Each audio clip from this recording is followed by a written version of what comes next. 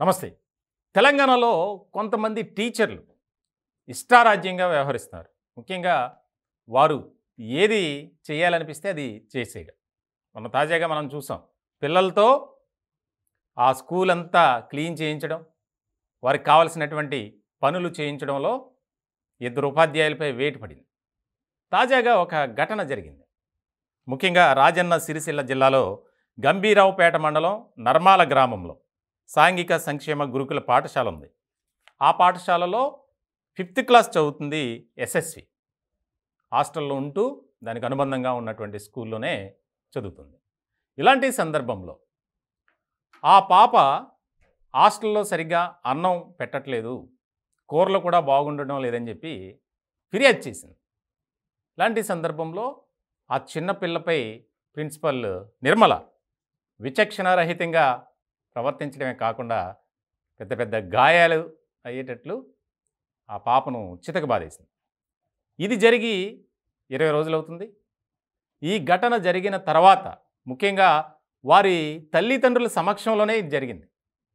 ఆ అమ్మాయిని చూడటానికి వచ్చారు.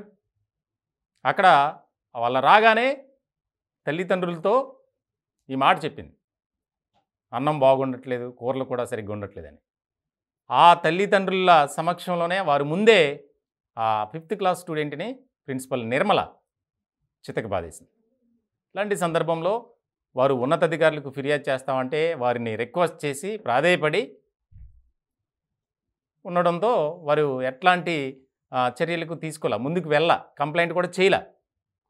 ఇలాంటి సందర్భంలో పాపను పేరెంట్స్ కూడా తీసుకెళ్ళిపోయారు. వారం రోజుల తర్వాత మళ్ళీ స్కూల్కి పంపించారు, హాస్టల్కి. వారే వచ్చి డ్రాప్ చేసి వెళ్ళారు. ప్రిన్సిపల్తో కూడా మాట్లాడారు ఆ సందర్భంలో. మీ పాపను బాగా చూసుకుంటాం అది ఇదని చెప్పారు. వాళ్ళు వెళ్ళగానే మళ్ళీ పాపపై విరుచుకుపడి విచక్షణారహితంగా దాడి. రెండోసారి నా మీదే కంప్లైంట్ చేస్తావా మీ పేరెంట్స్కని.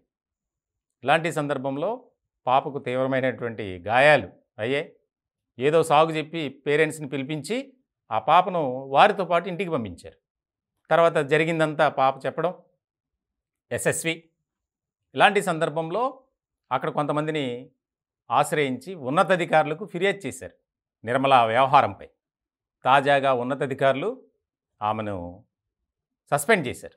చాలా కీలకమైనటువంటి పరిణామంగా మారింది. అంటే తల్లిదండ్రులు తమ పిల్లలపై ఎంతో నమ్మకం పెట్టుకొని ఉపాధ్యాయులను, అక్కడ ఉన్నటువంటి వార్డెన్లను నమ్మి స్కూళ్ళకి, హాస్టల్కి పంపిస్తూ ఉంటారు. కానీ అక్కడ జరిగేది మాత్రం పిల్లలపై ఈ ఉగ్ర రూపం. అన్నం బాగోలేదు, కూర బాగోలేదు అన్నందుకు ఈ రకమైనటువంటి దాడి చేసింది.